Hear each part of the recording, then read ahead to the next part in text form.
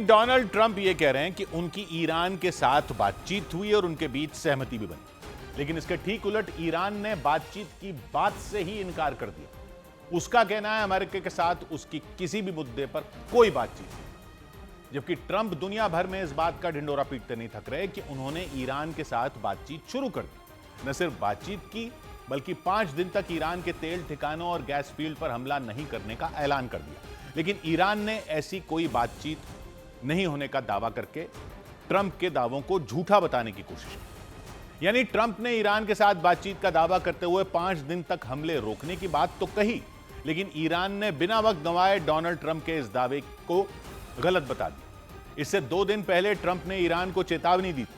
चेतावनी यह कि अगर उसने 48 घंटों में स्ट्रेट ऑफ हॉर्मुज को नहीं खोला तो अमेरिका उसके ऊर्जा ठिकानों पर हमला कर देगा। लेकिन 48 घंटे पूरे होने से पहले ही ट्रंप ने सोशल मीडिया पर पोस्ट डाली और खुद यह जानकारी दी कि वो अगले 5 दिन ईरान के ऊर्जा ठिकानों पर हमला नहीं करेंगे।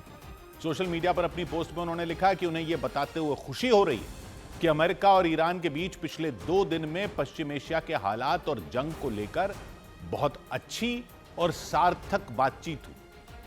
सकारात्मक बातचीत को देखते हुए उन्होंने फैसला लिया है, ऐसा उन्होंने लिखा कि अगले 5 दिन तक ईरान के ऊर्जा ठिकानों पर हमले नहीं किए जाएंगे। और इस ऐलान का असर पूरी दुनिया पर तुरंत दिखाई दिया। ट्रंप ने जो ऐलान किया, अमेरिकी शेयर बाजार तो जोरदार तेजी के साथ खुले। निवेशकों ने ट्रंप के इस ऐलान को तनाव कम होने के संकेत के तौर पर लिया। तेल कारोबार पर भी असर दिखा। ऊर्जा ठिकानों पर 5 दिनों तक हमले नहीं करने के ट्रंप के ऐलान के साथ ही कच्चे तेल के दाम एकदम घट गए, जबकि दूसरी तरफ ईरान ने अमेरिकी राष्ट्रपति डोनाल्ड ट्रंप के दावों से साफ इनकार कर दिया। ईरान के मीडिया ने यह दावा किया, वहां की सरकार की तरफ से कहा गया कि अमेरिका के साथ न तो डायरेक्ट बातचीत हुई है, न ही कोई इनडायरेक्ट बातचीत हुई है। मतलब न तो सीधा ईरान और अमेरिका के बीच कोई बातचीत हुई, न ही किसी देश या संगठन या किसी नेता ने दोनों देशों के बीच किसी तरह की मध्यस्थता करवाते हुए कोई बातचीत करवाई। यानी डोनाल्ड ट्रंप जिस बातचीत के आधार पर 5 दिन तक हमले रोकने का दावा कर रहे हैं, ईरान ने कहा कि वो बातचीत हुई ही नहीं। जिस बातचीत को ट्रंप बेहद सकारात्मक बता रहे हैं, ईरान के मुताबिक वैसी कोई बातचीत हुई नहीं। यहां तक कि काबुल में मौजूद ईरान के दूतावास की तरफ से यह तक दावा किया गया कि ईरान के जवाबी हमलों की चेतावनी से अमेरिका बुरी तरह घबरा गया, इसलिए उसने 5 दिन तक हमले रोकने की बात कही है।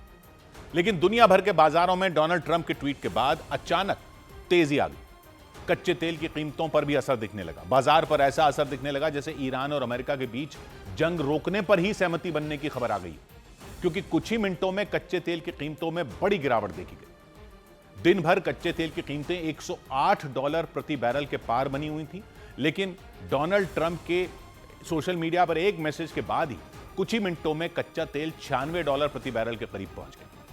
भारत समेत कई देशों के शेयर बाजार में दिन भर भारी गिरावट दर्ज की गई, लेकिन डोनाल्ड ट्रंप के सोशल मीडिया पर मैसेज के बाद फौरन जब अमेरिकी शेयर बाजार खुला तो उनमें करीब 2.5% की तेजी देखने को मिली अमेरिकी शेयर बाजार में। इसके बाद ईरान के मीडिया ने कहना जरूर शुरू कर दिया कि सोशल मीडिया पर ट्रंप का बयान सिर्फ तेल की कीमतों में कमी लाने के लिए उठाया गया कदम है और उसका हकीकत से कोई लेना देना नहीं है। मतलब ईरान ने दावा किया कि सिर्फ अंतर्राष्ट्रीय बाजार में कच्चे तेल की कीमतों को काबू में करने के लिए ट्रंप ने यह बातचीत का बयान दिया है। ईरान ने तो यहां तक कह दिया कि सीज फायर के लिए न तो अभी तक कोई बातचीत हुई है, न ही आगे कोई बातचीत की जाएगी। उधर न्यूज एजेंसी रॉयटर्स ने दावा किया कि ब्रिटेन की एक पनडुब्बी की तैनाती अरब सागर में की जाएगी। ब्रिटेन की उस खतरनाक पनडुब्बी पर टोमाहॉक मिसाइलें तैनात हैं जो परमाणु हथियार ले जाने में भी सक्षम है। तो माना ही जा रहा है कि ब्रिटेन की इस पनडुब्बी की तैनाती के पीछे 2 दिन पहले डिएगो गार्सिया पर हुआ ईरान का एक हमला बड़ी वजह रहा। ईरान ने हिंद महासागर में डिएगो गार्सिया द्वीप पर 2 बैलिस्टिक मिसाइलें दाग दी थी। हालांकि मिसाइल हमले में डिएगो गार्सिया द्वीप पर कोई नुकसान की खबर नहीं आई, लेकिन इस हमले ने अमेरिका और ब्रिटेन दोनों को हैरान कर दिया और उन्हें ईरान के खिलाफ अपनी रणनीति को नए सिरे से तैयार करने पर मजबूर कर दिया। डिएगो गार्सिया हिंद महासागर के बीच बना एक छोटा सा टापू है जो ब्रिटेन और अमेरिका के लिए बेहद अहम है। ये चागोस द्वीप समूह में एक टापू है जो मॉरिशस से लिए हुए हैं ब्रिटेन। इस टापू पर ब्रिटेन और अमेरिका दोनों का साझा सैन्य बेस है, मिलिट्री बेस है, सैन्य अड्डा है। रणनीति के लिहाज से यह बेहद अहम है क्योंकि इसकी लोकेशन बहुत अहम है। ब्रिटेन और अमेरिका की सेनाएं यहां इसका इस्तेमाल करती हैं। इसकी लोकेशन इतनी संवेदनशील है कि दुनिया के बहुत बड़े हिस्से पर निगरानी करने के लिए यह छोटा सा टापू बेहद अहम है। नक्शे पर देखें तो ये भारत के बेहद करीब दिखाई देता है। भारत के बिल्कुल ठीक दक्षिण में समुद्र के बहुत बड़े हिस्से के बीचों बीच, हिंद महासागर के बीचों बीच एक छोटा सा टापू है। इसके पश्चिम में अफ्रीका है, ऊपर उत्तर की तरफ ईरान है, अफगानिस्तान है, पूरा पश्चिम एशिया है उत्तर में, और पूर्व में इंडोनेशिया। मतलब डिएगो गार्सिया पर बने सैन्य अड्डे के जरिए कई देशों पर और कई महाद्वीपों पर एक साथ निगरानी की जा सकती है। उधर थोड़ा और आगे पूर्व में ऑस्ट्रेलिया ही है। यही वजह है कि अमेरिका इसी डिएगो गार्सिया के जरिए पूरे हिंद महासागर क्षेत्र को कंट्रोल करने की कोशिश करता है। यहां से उसके लिए चीन और रूस जैसे दुश्मनों पर नजर रखना भी आसान हो जाता है। इसीलिए अमेरिका ने करीब 3 दशक से डिएगो गार्सिया में अपनी नौसेना और अपनी वायुसेना का एक बहुत बड़ा बेस बना रखा है। ये द्वीप मॉरिशस से लिया था ब्रिटेन ने, इसलिए अमेरिका की कोशिश इस जंग की शुरुआत में ही डिएगो गार्सिया द्वीप के इस्तेमाल की थी। अमेरिका की कोशिश यह थी कि ईरान पर हमलों के लिए डिएगो गार्सिया को चुना जाए। हालांकि जंग की शुरुआत में ब्रिटेन ने ऐसा करने की इजाजत नहीं दी थी, क्योंकि मालिकाना हक इस पर ब्रिटेन का है। ब्रिटेन और अमेरिका का साझा बेस जरूर है, तो बिना ब्रिटेन की इजाजत के अमेरिका इस बेस से हमला नहीं कर सकता था। इसी बात पर अमेरिका और ब्रिटेन के बीच टकराव तक हो गया था और ट्रंप ने ब्रिटेन के रवैये पर नाराजगी जताई थी। लेकिन इस बार ईरान ने अमेरिका की इस दुखती रग पर हमला करने की कोशिश की। ब्रिटेन और अमेरिका दोनों के लिए ही यह चौंकाने वाला इसलिए रहा क्योंकि ईरान से डिएगो गार्सिया की दूरी 4000 किलोमीटर से ज्यादा है, जबकि अभी तक ईरान ने दुनिया को औपचारिक तौर पर यही बताया हुआ है कि उसके पास सिर्फ 2000 किलोमीटर की दूरी तक मार करने वाली मिसाइलें हैं। लेकिन डिएगो गार्सिया पर हुए इस हमले ने दुनिया को दिखा दिया कि ईरान 4000 किलोमीटर की दूरी तक लक्ष्य को भी भेज सकता है। यानी ईरान से 4000 किलोमीटर की दूरी तक भी कोई निशाना अब सुरक्षित नहीं माना जा सकता। इसीलिए यह बात अहम है कि ईरान से दागी गई मिसाइलें डिएगो गार्सिया में टकराई या नहीं, ये इतनी अहम नहीं है उससे बात, उनसे अमेरिका को नुकसान हुआ या नहीं हुआ। अहम यह हो गया कि ईरान डिएगो गार्सिया द्वीप तक की दूरी तक मिसाइलें दाग सकता है। ये कौन सी मिसाइलें थी जो ईरान से दागी गई और हजारों किलोमीटर की दूरी तय करके हिंद महासागर के बीच डिएगो गार्सिया तक पहुंची, यह साफ नहीं हो पाया। लेकिन यह तय हो गया कि ईरान की पहुंच डिएगो गार्सिया तक भी है। इसीलिए माना जाने लगा कि जब ईरान डिएगो गार्सिया तक मिसाइल दाग सकता है तो वो यूरोप के देशों को भी निशाना बना सकता है। इतना ही नहीं, ब्रिटेन की दूरी भी ईरान से करीब 4000 किलोमीटर ही है। यानी ब्रिटेन और यूरोप तक भी ईरान की मिसाइलें पहुंच सकती हैं अगर डिएगो गार्सिया तक पहुंच सकती हैं तो माना जाने लगा ईरान लंबे वक्त से जिस मिसाइल प्रोग्राम पर काम कर रहा था वो लंबी दूरी तक मार करने वाली इंटरकॉन्टिनेंटल बैलिस्टिक मिसाइलें ही थी। यानी एक कॉन्टिनेंट से दूसरे कॉन्टिनेंट, जिन्हें वो पहले से बनाने में कामयाबी हासिल कर चुका है। लेकिन दुनिया से उसने ये बात छुपाई हुई थी और इसका मतलब यह हुआ कि अभी तक ईरान भले ही पश्चिम एशिया के देशों में अमेरिकी फौज के ठिकानों को निशाना बना रहा हो, लेकिन भविष्य में जरूरत पड़े तो ईरान इस जंग का दायरा बढ़ा भी सकता है। और इसी खतरे को देखते हुए ब्रिटेन ने परमाणु ऊर्जा से चलने वाली अपनी एक पनडुब्बी को अरब सागर में भेज दिया, ऐसी खबरें आई। यह पनडुब्बी पहले ऑस्ट्रेलिया के पर्थ में तैनात थी, लेकिन खबरों के मुताबिक डिएगो गार्सिया पर हुए हमले के बाद इस पनडुब्बी को पर्थ से, ऑस्ट्रेलिया से सीधा अरब सागर में तैनाती का आदेश दे दिया गया। लेकिन इसके बाद यह साफ हो गया कि ईरान के निशाने पर सिर्फ पश्चिम एशिया के देशों में बने अमेरिका के सैन्य अड्डे नहीं होंगे, बल्कि ब्रिटेन भी हो सकता है। ईरान के विदेश मंत्री ने ब्रिटेन को चेतावनी देते हुए यह बात साफ साफ कह दी कि पनडुब्बी अरब सागर में भेजने वाले ब्रिटेन के फैसले को हमले में भागीदारी के तौर पर देखा जाएगा। यानी सीधे सीधे उन्होंने धमकी दे दी कि अब ब्रिटेन भी ईरान के हमलों के निशाने पर हो सकता है। पश्चिम एशिया के भी कई देशों में अमेरिका के अलावा ब्रिटेन की सेनाओं के बेस भी मौजूद हैं।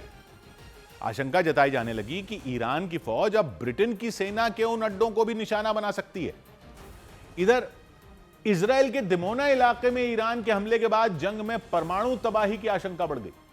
इजराइल की सेना के मुताबिक ईरान की तरफ से दिमोना में बैलिस्टिक मिसाइल दागी गई जो वहां के रिहायशी इलाके में गिरी। इस हमले से वहां काफी नुकसान हुआ, दावा इजराइल ने किया।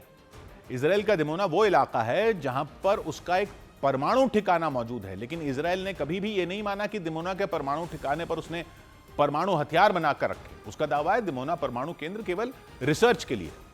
हालांकि दुनिया में शांति और सुरक्षा से जुड़े मुद्दों पर रिसर्च करने वाली संस्था सिप्री के मुताबिक इजरायल ने अपने इस परमाणु ठिकाने पर करीब 90 परमाणु हथियार छिपाकर रखे हैं, ऐसी खबर है।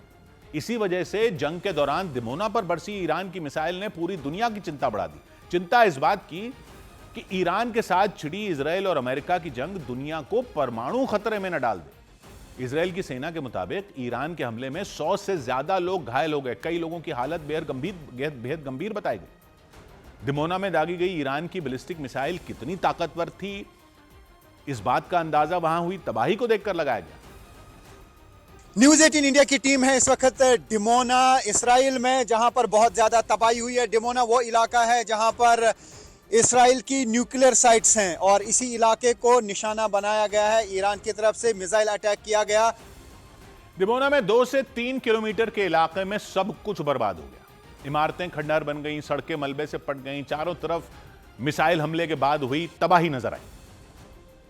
जहां पे भी हम नजर दौड़ा रहे हैं वहां पे हमको यहां तबाही के मंजर देखने को मिल रहे हैं, क्योंकि जोरदार मिसाइल अटैक हुआ। हालांकि अभी इसराइल ये समझ नहीं पा रहा है कि इनका एयर डिफेंस सिस्टम क्यों काम नहीं कर पाया।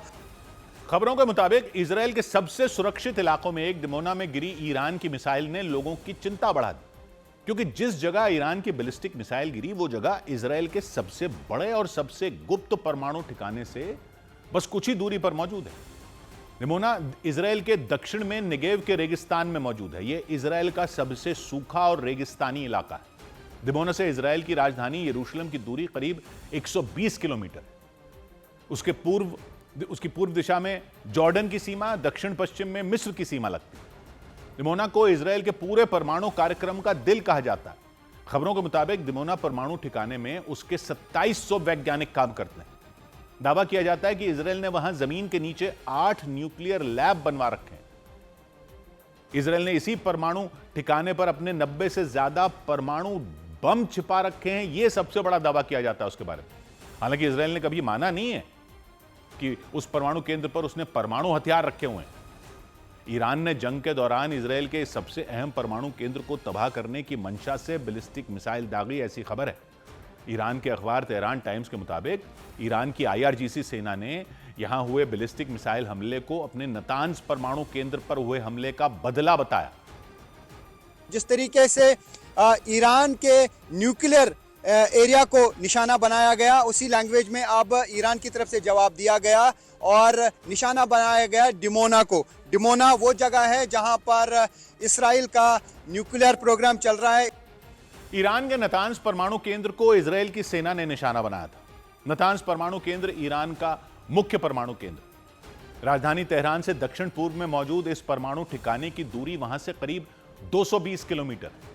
ईरान ने इस परमाणु केंद्र को जमीन से करीब 650 मीटर की गहराई में बना रखा है।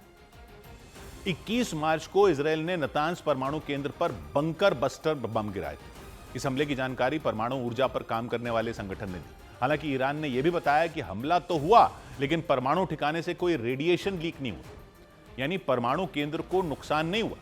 पिछले साल जून में ईरान और इजरायल के बीच 12 दिन के युद्ध के दौरान अमेरिका ने भी इसे निशाना बनाया था, लेकिन खबरों के मुताबिक 21 मार्च को हुए हमले के बाद ईरान ने इसका बदला लेने की ठान ली थी और उसने इजरायल के इस परमाणु केंद्र को निशाना बनाकर बैलिस्टिक मिसाइल मार दी और अपना बदला पूरा करने की बात कही।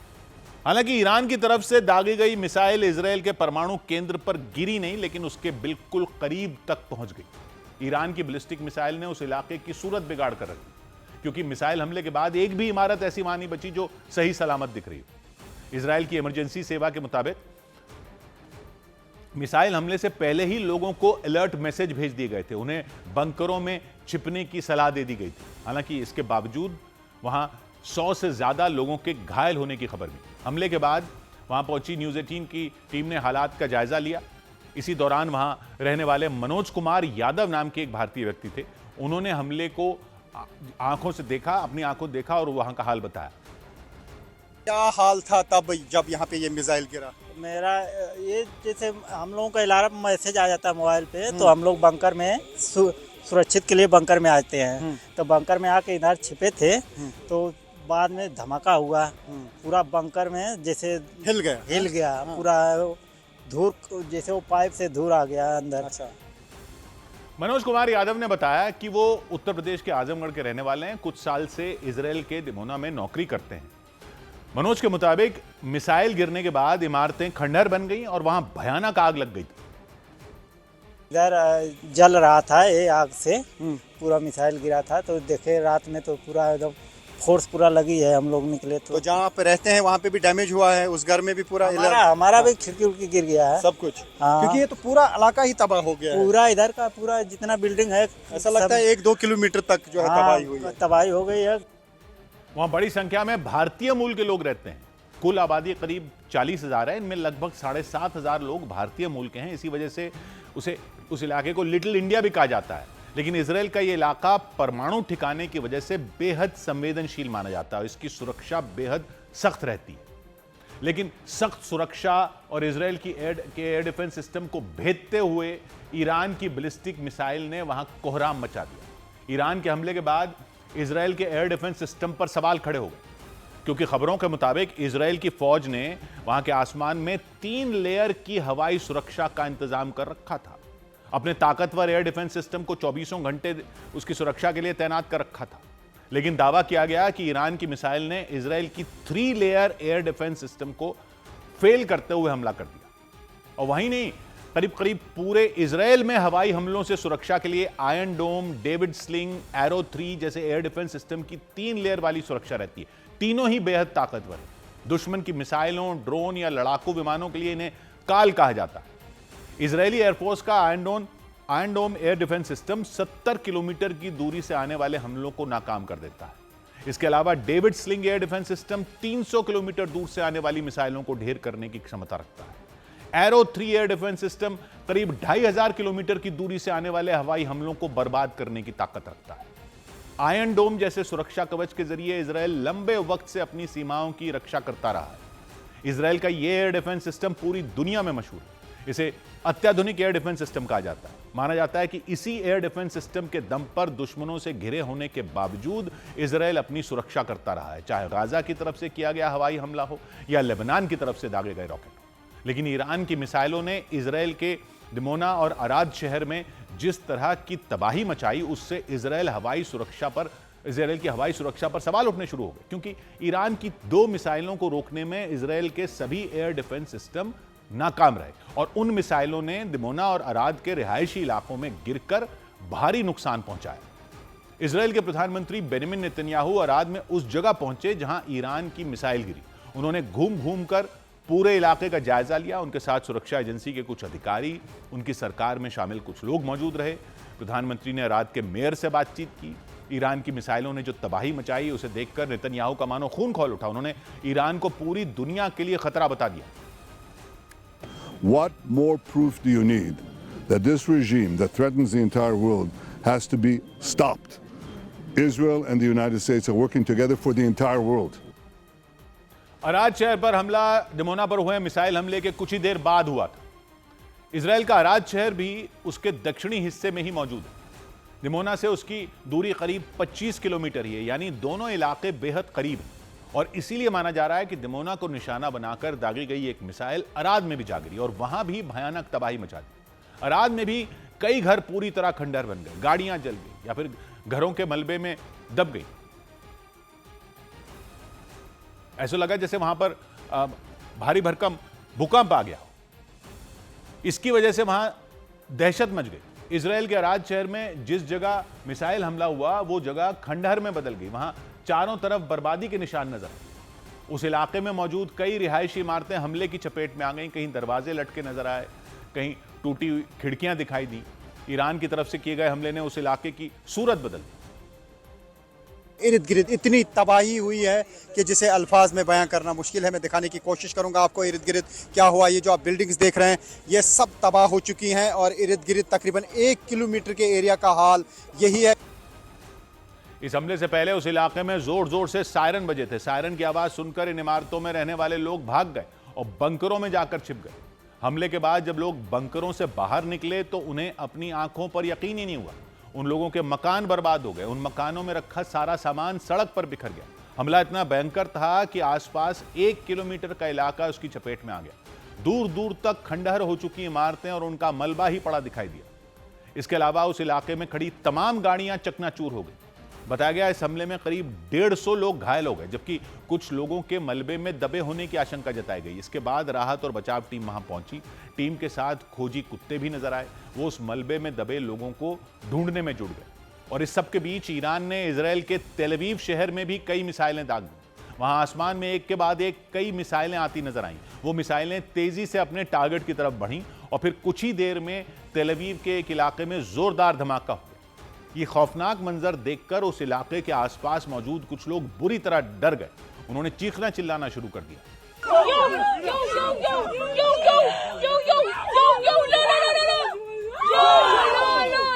और इसी तरह इजराइल के कई और इलाकों में भी मिसाइल हमले हुए। वहां के एक इलाके में हमले से पहले तेज आवाज में सायरन बजे, फिर धमाका हो गया।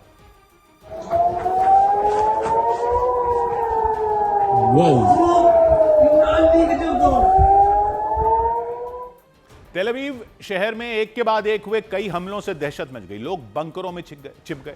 इससे पहले भी ईरान ने तेल अवीव के कई इलाकों में हमले किए थे, जिसकी वजह से वहां भारी नुकसान हुआ था।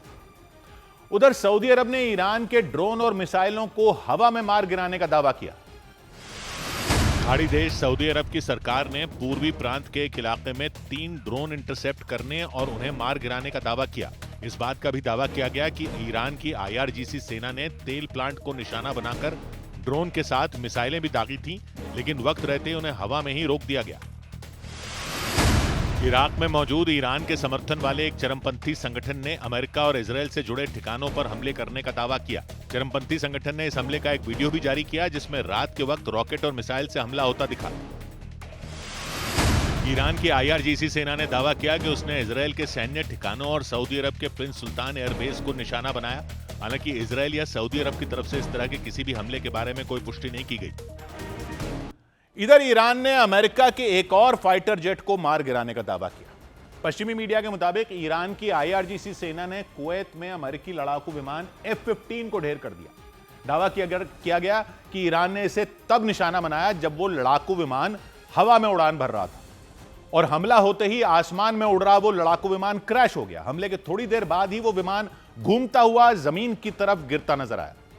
इसके दौरान उसके पीछे के हिस्से से सफेद धुआं निकलता दिखाई दिया। दावा किया गया कि यह हमला ईरान की IRGC सेना ने उस वक्त किया जब अमेरिका का F-15 फाइटर जेट कुवैत के आसमान में गश्त लगा रहा था।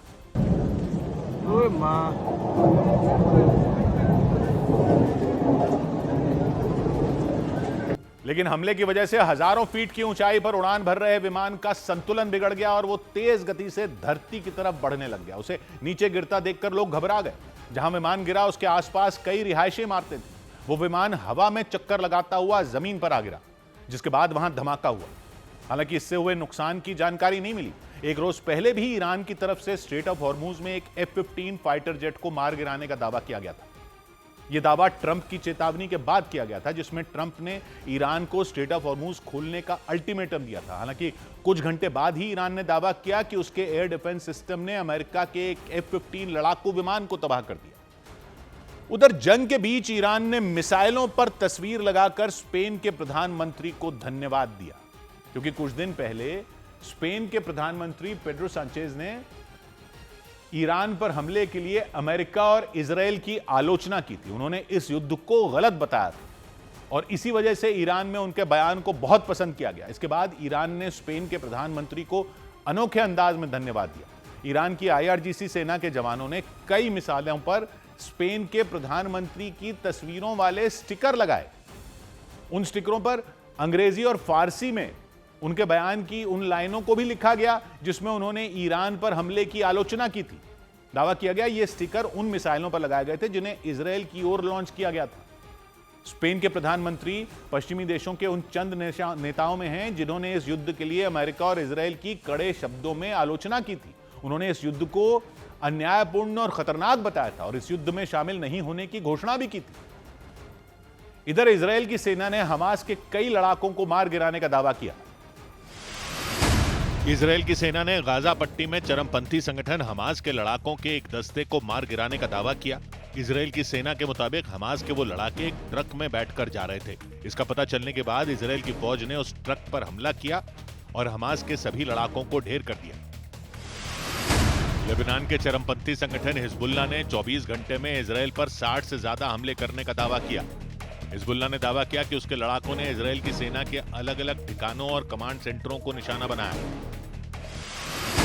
ईरान की राजधानी तेहरान के पास मौजूद खुर्रमाबाद शहर में इजराइल के हमले से भारी नुकसान हुआ। वहां के कई इलाकों में बिजली गुल हो गई। हालात ऐसे हो गए कि लोग अंधेरे में रहने को मजबूर हो गए। उधर न्यूज एजेंसी रॉयटर्स ने बहरीन में 9 मार्च को हुए हमले को लेकर बड़ा दावा किया। रॉयटर्स के मुताबिक 9 मार्च को बहरीन में जो हमला हुआ था उसमें ईरान का हाथ नहीं था, बल्कि वो हमला अमेरिका के पेट्रियट एयर डिफेंस सिस्टम से दागी गई इंटरसेप्टर मिसाइल से हुआ था। यानी इंटरसेप्टर मिसाइल यानी वो मिसाइल जो दूसरी मिसाइल को हवा में मार गिराने के लिए इस्तेमाल होती है। उस हमले की वजह से बहरीन में दहशत मच गई थी। वहां कई लोगों के मकान तबाह हो गए थे, 30 से ज्यादा लोग घायल हो गए थे। इसके बाद बहरीन और अमेरिका ने दावा किया था कि यह हमला ईरान की तरफ से किया गया था, लेकिन न्यूज एजेंसी रॉयटर्स के मुताबिक पहली बार बहरीन ने माना कि 9 मार्च को जो हमला हुआ था उसमें पेट्रियट मिसाइल शामिल थी। दावा किया गया उस मिसाइल ने ईरान की तरफ से दागे गए ड्रोन को हवा में मार गिराया था। इसके बाद विशेषज्ञों ने आशंका जताई कि हो सकता है कि ड्रोन को इंटरसेप्ट करते वक्त पेट्रियट मिसाइल में धमाका हो गया। उसके बाद पेट्रियट मिसाइल के टुकड़े बहरीन के रिहायशी इलाके में जाकर गिर गए। बहरीन में 9 मार्च को जो हमला हुआ उसका एक वीडियो भी सामने आया था। उसमें एक मिसाइल कम ऊंचाई पर जाती नजर आई। वो मिसाइल नीचे की तरफ मुड़ी और फिर कुछ सेकंड बाद वहां जोरदार धमाका होता दिखाई दिया। आशंका जताई गई वो मिसाइल पेट्रियट मिसाइल और वो ईरान की तरफ से दागे गए ड्रोन से टकरा गई थी। इसके बाद वहां धमाका हुआ। इधर अमेरिकी ठिकानों पर हुए ईरान के हमलों में अब तक अमेरिका को 80 करोड़ डॉलर यानी भारतीय रुपयों में करीब 6,600 करोड़ का नुकसान होने का दावा किया गया। अमेरिकी थिंक टैंक माने जाने वाली संस्था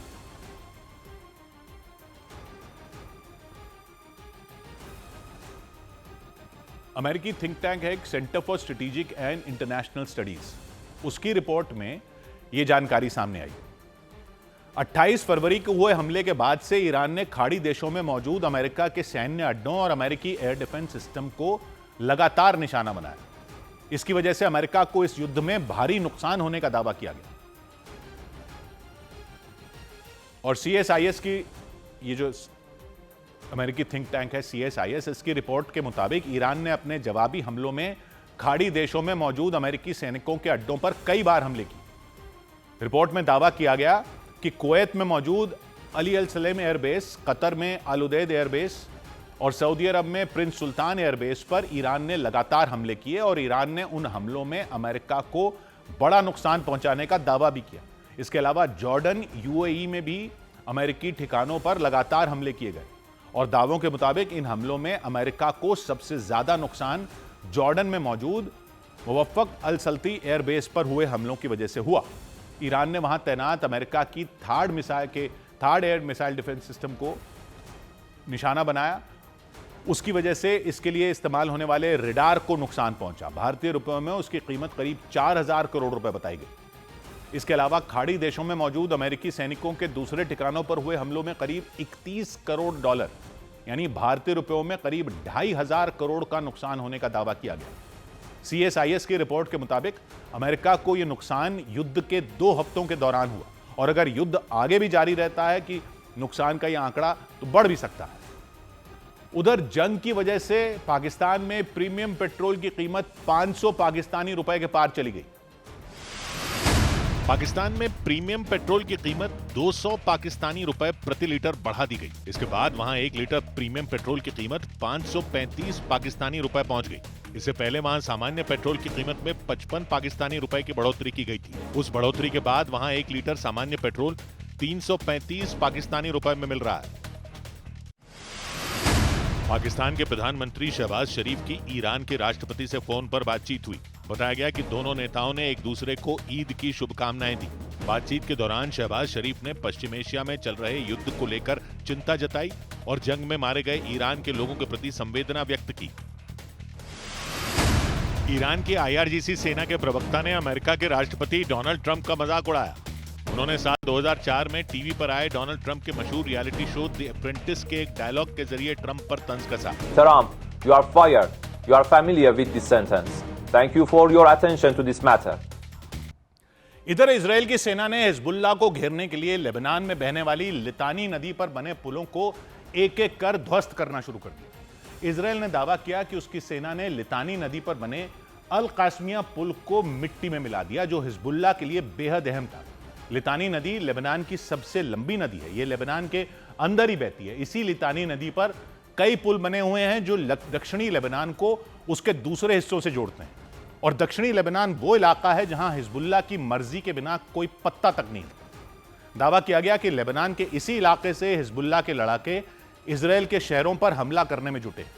इजराइल की सेना ने दावा किया कि दक्षिणी लेबनान में हथियार ले जाने के लिए हिजबुल्लाह के लड़ाके लितानी नदी पर बने पुलों का इस्तेमाल करते थे। इसी वजह से उन्हें घेरने के लिए इजरायली सेना लेबनान की लितानी नदी पर बने पुलों को मिट्टी में मिलाने में जुट गई। इजराइल की फौज ने लितानी नदी पर बने अल कासमिया पुल पर एयर स्ट्राइक कर दी। पुल पर आसमान से मिसाइल गिरी और चंद सेकंड के अंदर वो पुल तबाह हो गया। जैसे ही पुल से मिसाइल टकराई, वहां जबरदस्त धमाका हुआ। इससे पूरा इलाका थर्रा गया। एक झटके में पुल मलबे के ढेर में बदल गया।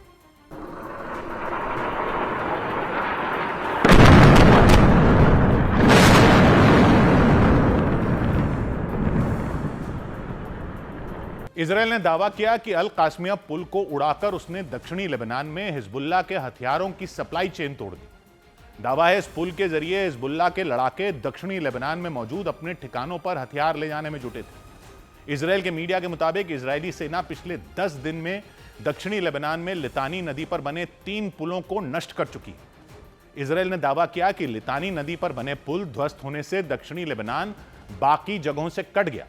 इजराइल के मुताबिक इससे हिजबुल्लाह के लड़ाकों और हथियारों की आवाजाही बंद हो जाएगी, जिससे हिजबुल्लाह लेबनान के दक्षिणी इलाके में ही सिमट कर रह जाएगा। हालांकि लेबनान का दक्षिणी इलाका हिजबुल्लाह का गढ़ माना जाता है। उस इलाके में हिजबुल्लाह ने कई ठिकाने बना रखे हैं। इजराइल के मीडिया के मुताबिक उन्हीं ठिकानों से वो इजराइल के शहरों को दहलाने में जुटा है। लेबनान का दक्षिणी इलाका लितानी नदी के किनारे मौजूद है। ये नदी पश्चिम में बेका घाटी से निकलती है और फिर लेबनान के अंदर ही अंदर करीब 145 किलोमीटर का रास्ता तय करती है। बेका घाटी से निकलने के बाद यह नदी दक्षिण की ओर बहती है। नदी के इसी दक्षिणी इलाके में हिजबुल्लाह का कब्जा है। लितानी नदी के दक्षिणी हिस्से को लेबनान के बाकी हिस्सों से जोड़ने के लिए कई पुल बनाए गए हैं। इजराइल ने आरोप लगाया कि हिजबुल्लाह लितानी नदी पर बने पुलों का इस्तेमाल अपने लड़ाकों और हथियारों को दक्षिणी लेबनान में भेजने के लिए करता है। जंग की शुरुआत में इजरायली सेना ने दक्षिणी लेबनान में मौजूद हिजबुल्लाह के कई ठिकानों पर हवाई हमले कर उन्हें तबाह करने का दावा किया था। हमले से पहले इजराइल ने वहां रहने वाले लोगों के लिए चेतावनी भी जारी की थी। चेतावनी यह दी थी कि दक्षिणी लेबनान में रहने वाले लोग लितानी नदी के उत्तर में चले जाएं।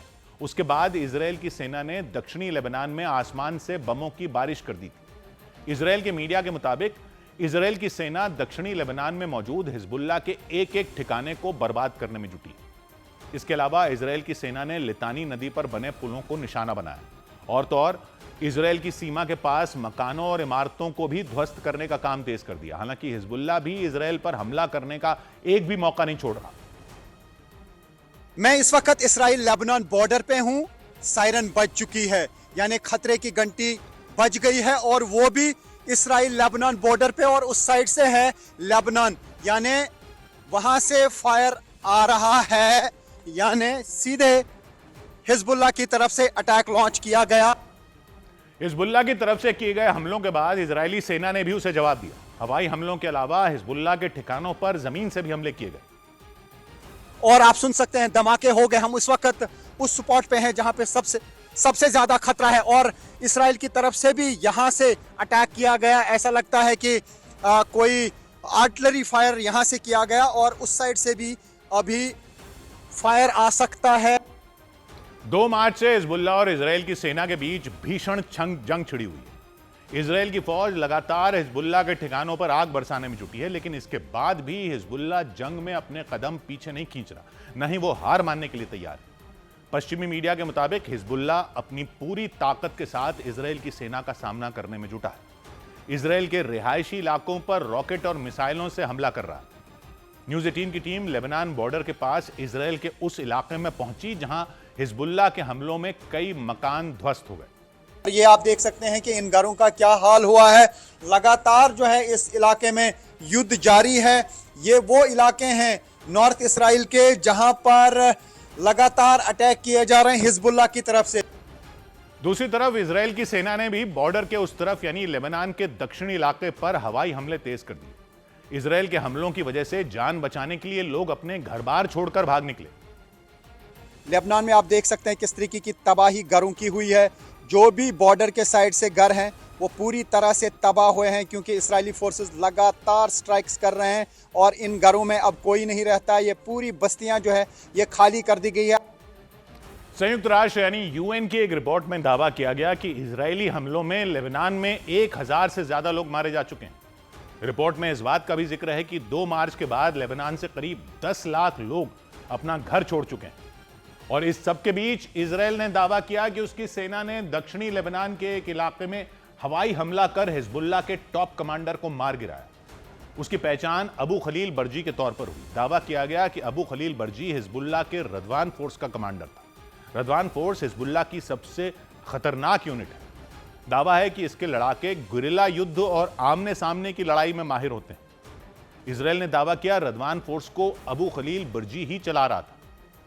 इजरायली सेना ने इस बात का भी दावा किया कि बर्जी को उत्तर कोरिया में ट्रेनिंग मिली थी। इजरायली सेना के मुताबिक उसके हवाई हमले में अबू खलील बर्जी के अलावा हिजबुल्लाह के 2 और लड़ाके भी ढेर हो गए। हालांकि इजरायल की सेना के इस दावे पर हिजबुल्लाह की तरफ से कुछ भी नहीं कहा गया। हिजबुल्लाह लेबनान का चरमपंथी संगठन है। इस जंग में हिजबुल्लाह ईरान के समर्थन में इजरायल और अमेरिका के खिलाफ जंग लड़ रहा है। 28 फरवरी को जंग शुरू हुई थी और 2 मार्च से हिजबुल्लाह ने इजरायल पर हमले शुरू कर दिए थे।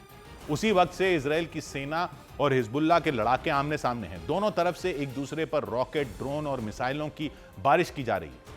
अपनी ताकतवर मिसाइलों से हिजबुल्लाह इजरायली शहरों पर हमले कर रहा है। वहीं इजरायल ने हमास की तरह हिजबुल्लाह को पूरी तरह मिटाने की कसम खा रखी। इसीलिए इजरायल की सेना ने हिजबुल्लाह के ठिकानों को तबाह करने में अपनी पूरी ताकत झोंक दी। इजरायल की फौज हिजबुल्लाह के एक-एक ठिकाने को चुन चुनकर ध्वस्त करने में जुटी।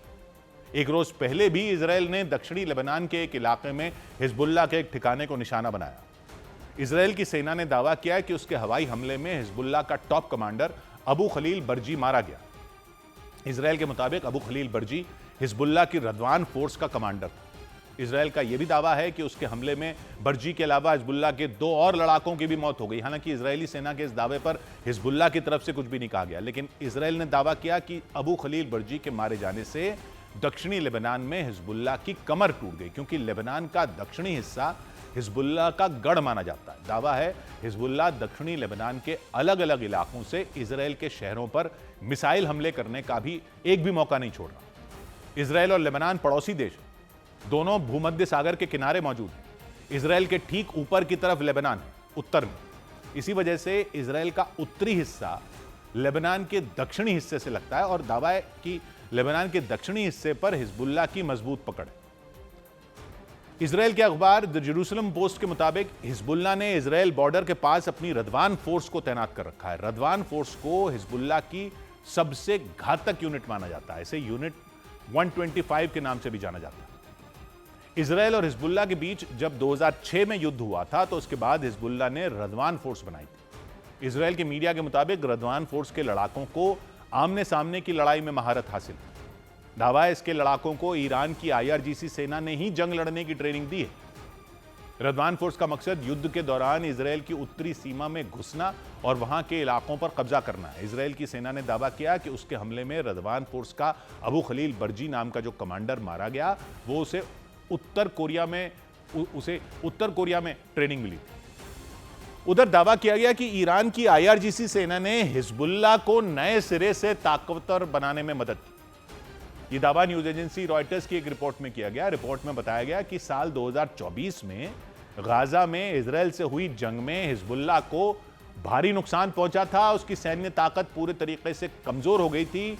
उस रिपोर्ट में दावा किया गया 2024 में हिजबुल्लाह को बड़ा झटका लगने के बाद ईरान की IRGC सेना दोबारा उसे मजबूत बनाने में जुट गई और IRGC ने एक बार फिर संभालते हुए हिजबुल्लाह को मजबूती से खड़ा किया। रॉयटर्स की उस रिपोर्ट के मुताबिक आईआरजीसी सेना ने सिर्फ हिजबुल्लाह की कमान को दोबारा खड़ा नहीं किया, बल्कि सैन्य रणनीति बनाने के लिए उसने अपने कई अधिकारियों को लेबनान भेजा। साल 2024 में इजराइल से हुई जंग में इजराइल की सेना ने हिजबुल्लाह की कमर तोड़कर रख दी थी, ऐसा दावा। इजराइल ने गाजा में हुए युद्ध के दौरान लेबनान में मौजूद हिजबुल्लाह के कई ठिकानों पर हमले किए थे। बताया गया था कि इजराइल की फौज ने लेबनान की राजधानी बेरूत में भी एयर स्ट्राइक की थी, जिसमें हिजबुल्लाह के चीफ रहे हसन नसरल्लाह समेत उसके कई बड़े कमांडरों को मार गिराए जाने का दावा किया गया था। रॉयटर्स की उस रिपोर्ट में बताया गया कि इजराइल की एयर स्ट्राइक के बाद हिजबुल्लाह एक तरीके से बिखर गया था और दावा किया गया कि ईरान की आईआरजीसी सेना ने उसे दोबारा तैयार करने में अपनी पूरी ताकत झोंक दी थी। और रॉयटर्स की उस रिपोर्ट में दावा किया गया कि ईरान की आईआरजीसी सेना ने हिजबुल्लाह के लड़ाकों को ट्रेनिंग दी थी। हिजबुल्लाह को फिर ताकतवर बनाने के लिए ईरान की आईआरजीसी सेना ने अपने 100 से ज्यादा अधिकारियों को लेबनान भेजा था, जिन्होंने न सिर्फ हिजबुल्लाह के लड़ाकों को नए सिरे से ट्रेनिंग दी, बल्कि दावा किया गया कि उन्होंने खतरनाक हथियारों की सप्लाई पर भी कड़ी नजर रखी थी। उन्होंने हिजबुल्लाह की कमान का ढांचा पूरी तरह बदल दिया था।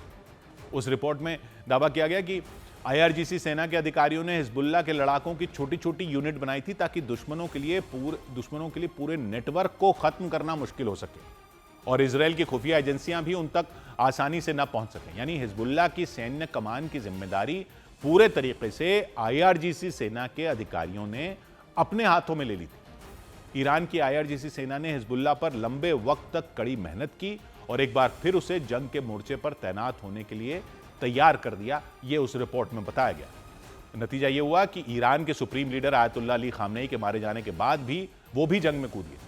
अमेरिका, इजराइल और ईरान में शुरू हुए युद्ध के बीच उसने इजराइल की जमीन पर बमबारी शुरू कर दी और उन हमलों को हिजबुल्लाह ने खामनेई की मौत का बदला बताया। इजराइल की सेना की तरफ से कुछ दिनों पहले एक बयान जारी किया गया था, जिसमें इजराइल की सेना ने बताया था कि 3 साल में हिजबुल्लाह को भारी नुकसान पहुंचाने के बावजूद वो एक खतरनाक दुश्मन बना हुआ है। यानी इजराइल की सेना ने यह साफ कर दिया था कि हमले में हिजबुल्लाह के ठिकानों को तबाह करने के बाद भी उसने हार नहीं मानी और वो इजराइल की फौज से लड़ने के लिए तैयार हो गया। ईरान पर अमेरिका और इजराइल के हमलों के बाद हिजबुल्लाह के लड़ाके इजराइल में लगातार हमले कर रहे हैं। खासतौर से उसने उत्तरी इजराइल को अपने निशाने पर ले लिया, क्योंकि उत्तरी इजराइल और दक्षिणी लेबनान की सीमाएं आपस में मिलती हैं और दक्षिणी लेबनान के इलाकों को हिजबुल्लाह का गढ़ माना जाता है।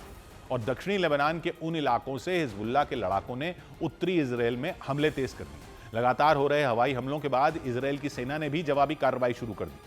कुछ दिन पहले दावा किया गया था कि इजराइल की सेना दक्षिणी लेबनान में दाखिल हो गई और उत्तरी इजराइल को सुरक्षित करने के लिए इजराइल की फौज ने वहां हवाई हमलों के साथ जमीनी हमले भी बढ़ा दिए। इधर दावा किया जा रहा है कि ईरान के लगातार हमलों की वजह से कतर को भारी नुकसान उठाना पड़ा। ऊर्जा उद्योग से जुड़ी खबरें बताने वाली वेबसाइट ऑफशोर एनर्जी की एक रिपोर्ट में यह दावा किया गया। रिपोर्ट में बताया गया कि एलएनजी उत्पादन ठप होने से कतर को $2000 करोड़ यानी भारतीय रुपयों में 1,60,000 करोड़ रुपए से ज्यादा का नुकसान हो गया, क्योंकि ईरान ने कतर के एलएनजी उत्पादन करने वाले ठिकानों पर हमले तेज कर दिए। कतर की सरकारी तेल और गैस कंपनी कतर एनर्जी ने अपनी एलएनजी उत्पादन क्षमता में कटौती की पुष्टि कर दी। दावा किया गया ईरान ने कतर में उसका एलएनजी उत्पादन करने वाली जगहों पर मिसाइलें दागी और उन जगहों को काफी नुकसान पहुंचाया। कुछ दिन पहले ही ईरान ने कतर के सबसे बड़े गैस प्लांट रास लफान पर हमला कर दिया था। उसने वहां पर अपनी बैलिस्टिक मिसाइलें दाग दी थी और उसे तबाह कर दिया था। कतर का 17% एलएनजी ढांचा तबाह हो गया। कतर की सरकारी तेल और गैस कंपनी कतर एनर्जी ने बताया कि रास लफान में हुए नुकसान से उबरने में 3 से 5 साल का वक्त लग सकता है। दुनिया के सबसे बड़े एलएनजी निर्यातकों में एक है कतर। एलएनजी यानी लिक्विफाइड पेट्रोलियम गैस, माफ कीजिएगा, एलएनजी यानी लिक्विफाइड नेचुरल गैस। इस एलएनजी से ही सीएनजी और पीएनजी बनती है। लेकिन जंग के बीच दावा किया गया कि कतर को $2000 करोड़ यानी भारतीय रुपयों में 1,60,000 करोड़ से ज्यादा रुपयों का नुकसान उठाना पड़ा। ऊर्जा उद्योग से जुड़ी खबरें बताने वाली वेबसाइट ऑफशोर एनर्जी की उस रिपोर्ट में यह दावा किया गया। बताया गया ईरान के हमलों की वजह से कतर ने अपने एलएनजी उत्पादन को कम कर दिया। दावा किया गया कि ईरान की तरफ से स्ट्रेट ऑफ हॉर्मुज में लगाई गई पाबंदी की वजह से भी कतर ने एलएनजी उत्पादन में कटौती की। उधर अमेरिका और ईरान में जारी जंग के बीच पूरी दुनिया में तेल और गैस के हालात पर नजर रखने वाली अंतर्राष्ट्रीय संस्था इंटरनेशनल एनर्जी एजेंसी ने मौजूदा हालात को इतिहास का सबसे गंभीर ऊर्जा संकट होने का दावा किया। आईईए ने अपनी रिपोर्ट में युद्ध की वजह से दुनिया में तेल का और बड़ा संकट खड़ा होने की आशंका भी जताई और इसके साथ ही अपनी रिपोर्ट में युद्ध की वजह से पश्चिम एशिया में तेल और गैस के कई ठिकाने तबाह होने का दावा कर दिया। आईईए की रिपोर्ट के मुताबिक युद्ध की वजह से पश्चिम एशिया में 40 से ज्यादा तेल और गैस के ठिकाने तबाह हो गए। उसकी वजह से आने वाले समय में पूरी दुनिया को तेल के बड़े संकट का सामना करना पड़ सकता है। आईईए ने दावा किया कि हालात सामान्य होने में काफी लंबा समय लग सकता है। आईईए की रिपोर्ट के मुताबिक इस वक्त युद्ध की वजह से दुनिया को रोजाना 1 करोड़ 10 लाख बैरल तेल की कमी से जूझना पड़ रहा है और आईईए ने अपनी रिपोर्ट में मौजूदा हालात की तुलना 1970 के दशक में आए 2 बड़े तेल संकटों से कर दी। साल 1973 और साल 1979 में आए 2 बड़े तेल संकट के दौरान पूरी दुनिया में रोजाना 1 करोड़ बैरल कच्चे तेल की सप्लाई पर असर पड़ा था और मौजूदा हालात में भी पूरी दुनिया रोजाना 1 करोड़ 10 लाख बैरल तेल की कमी का सामना कर रही है। यानी युद्ध की वजह से पैदा हुए मौजूदा हालात साल 1970 के दशक में आए तेल संकट से ज्यादा गंभीर बताए गए। इसकी वजह से इसे दुनिया के लिए बड़ा खतरा बताया गया। रिपोर्ट में तेल कीमतें बढ़ने की वजह से पूरी दुनिया में महंगाई और आर्थिक संकट के हालात बनने की भी आशंका जताई गई। इधर स्ट्रेट ऑफ हॉर्मुज बंद होने के बाद संयुक्त अरब अमीरात और सऊदी अरब के ने कारोबार करने के लिए एक नया multi modal cargo corridor launch किया।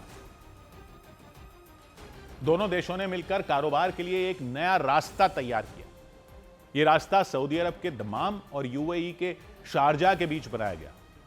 इस नए मल्टी मॉडल कार्गो कॉरिडोर से दोनों देशों के बीच जमीन और समंदर दोनों के रास्ते कारोबार आसानी से हो सकेगा, ऐसा माना जा रहा है। 28 फरवरी को जब जंग शुरू हुई थी तो ईरान की आईआरजीसी सेना ने स्ट्रेट ऑफ हॉर्मुज को बंद कर दिया। पूरी दुनिया में ऊर्जा का संकट खड़ा हो गया। इस समुद्री गलियारे से तेल और गैस से भरे जहाज एशिया और यूरोप के देशों तक पहुंचते, तो इसी समुद्री गलियारे पर ईरान की आईआरजीसी ने पहरा बैठा दिया। वहां से गुजरने वाले जहाजों पर ईरान ने हमले तक किए। अमेरिका और इजराइल ने इस समुद्री गलियारे को खुलवाने के लिए हर मुमकिन कोशिश जरूर की। वहां स्ट्रेट ऑफ हॉर्मुज के पास मौजूद ईरान के मिसाइल ठिकानों पर बंकर बस्टर बम तक गिरा दिए, लेकिन इसके बाद भी समंदर का रास्ता बंद रहा। इसकी वजह से एशिया और यूरोप के देशों में तेल और गैस की कमी हो गई। इससे खाड़ी देशों के सामने भी कारोबार का संकट खड़ा हो गया। इसी संकट के बीच संयुक्त अरब अमीरात यानी यूएई और सऊदी अरब ने मिलकर एक दूसरे के साथ कारोबार करने के लिए एक नया multi modal cargo corridor launch किया। ये नया रास्ता यूएई के शारजा और सऊदी अरब के दमाम के बीच बनाया गया। शारजा फारस की खाड़ी के किनारे है, ठीक इसी तरह सऊदी अरब का दमाम भी फारस की खाड़ी के किनारे है। इन्हीं दोनों शहरों के बीच सऊदी अरब और यूएई ने नया मल्टी मॉडल कार्गो कॉरिडोर शुरू किया। यूएई के शारजा और सऊदी अरब के दमाम के बीच सड़क और समंदर दोनों के रास्ते आसानी से कारोबार किया जा सकेगा। तो जमीन के रास्ते शारजा से दमाम पहुंचने के लिए करीब 900 किलोमीटर का सफर तय करना पड़ता है, जबकि समुद्री मार्ग से इन दोनों शहरों के बीच की दूरी करीब 587 किलोमीटर। इसका मतलब यह कि जंग के बीच सऊदी अरब और यूएई ने कारोबार करने के लिए नया रास्ता तैयार कर लिया। लेकिन यह नया रास्ता सिर्फ सऊदी अरब और यूएई के लिए फायदेमंद नहीं है, बल्कि इस रास्ते के जरिए एशिया और यूरोप तक कारोबार किया जा सकता है, क्योंकि शारजा से माल सीधे बड़े बड़े ट्रकों में भरकर यूएई के खोरफक्कन बंदरगाह पहुंचेगा। खोरफक्कन ओमान की खाड़ी के किनारे है, यानी स्ट्रेट ऑफ हॉर्मुज को पार करते हुए। सड़क के रास्ते शारजा से इसकी दूरी करीब 150 किलोमीटर है। इसका मतलब यह हुआ कि फारस की खाड़ी से आने वाले जहाजों को खाड़ी देशों में जाने के लिए स्ट्रेट ऑफ हॉर्मुज से गुजरने की जरूरत नहीं पड़ेगी, सीधा ओमान की खाड़ी में पहुंच जाएंगे रास्ते के जरिए। इसी तरह अगर एशिया यूरोप से जहाज सीधे यूएई के खोरफक्कन पहुंचेंगे, फिर वहां से सड़क के रास्ते से सामान शारजा और फिर फारस की खाड़ी से होते हुए सामान आगे के देशों में आसानी से पहुंच जाएगा। मतलब जंग के बीच सऊदी अरब और यूएई ने कारोबार बढ़ाने के लिए एक नया रास्ता ढूंढ निकाला और जानकारों का मानना है कि अगर सब कुछ ठीक रहा तो आने वाले वक्त में ये नया रास्ता खाड़ी देशों के लिए बहुत अहम साबित होगा। उधर अमेरिका के एयरक्राफ्ट कैरियर एब्राहम लिंकन ने ईरान के हमलों से बचने के लिए एक नई रणनीति अपना ली। दावा किया गया कि Abraham Lincoln out of range की रणनीति पर चल रहा है, यानी वो हिंद महासागर में ऐसी जगह पर तैनात हो गया जहां से वो ईरान की मिसाइलों और ड्रोन की रेंज में न आ सके। और दावा किया गया कि इसी वजह से अमेरिका का युद्धपोत एब्राहम लिंकन ईरान के हमलों से बचा हुआ है। एब्राहम लिंकन ईरान के तट से करीब 1000 किलोमीटर की दूरी पर तैनात है। दावा किया गया यह दूरी ही युद्धपोत को ईरान के हमलों से बचाने में सबसे ज्यादा कारगर साबित हो रही है, क्योंकि ईरान की तरफ से दागे गए ड्रोन को अमेरिका के युद्धपोत तक पहुंचने के लिए ज्यादा दूरी तय करनी पड़ती है, वो ज्यादा देर तक हवा में रहता है। दावा किया गया इसकी वजह से रेडार सिस्टम को ईरान के ड्रोन और मिसाइलों को ट्रैक करने के लिए वक्त मिल जाता है, जिससे एब्राहम लिंकन की सुरक्षा करना आसान हो जाता है। इसके अलावा अमेरिका के युद्धपोत की सुरक्षा के लिए उसके आसपास कुछ जहाज भी चलते हैं। इन जहाज़ों में कई घातक हथियार मौजूद हैं जो अमेरिका के युद्धपोत की तरफ बढ़ते खतरे को देखते ही तुरंत एक्टिव हो जाते हैं, उसे मार गिराते हैं। यानी अमेरिका का युद्धपोत कई लेयर की सुरक्षा से घिरा हुआ है और दुश्मन के लिए इसको भेदना बेहद मुश्किल है। दावा किया गया कि युद्धपोत को ईरान से दूर ले जाना अमेरिका की एक सोची समझी चाल है, ताकि वो ईरान के हमलों से अपने युद्धपोत को बचा सके और वक्त आने पर ईरान पर हमले कर सके। अमेरिका का युद्धपोत एब्राहम लिंकन एक एयरबेस की तरह है। उसकी ये एयरक्राफ्ट कैरियर है, इसकी लंबाई 3 फुटबॉल मैदानों जितनी है। करीब 90 लड़ाकू विमान, कई जंगी हेलीकॉप्टर इस पर तैनात हैं। इधर ईरान के साथ बढ़ते तनाव के बीच अमेरिका को अपना सबसे ताकतवर युद्धपोत aircraft carrier Gerald R Ford USS Gerald R Ford लाल सागर से हटाना पड़ेगा।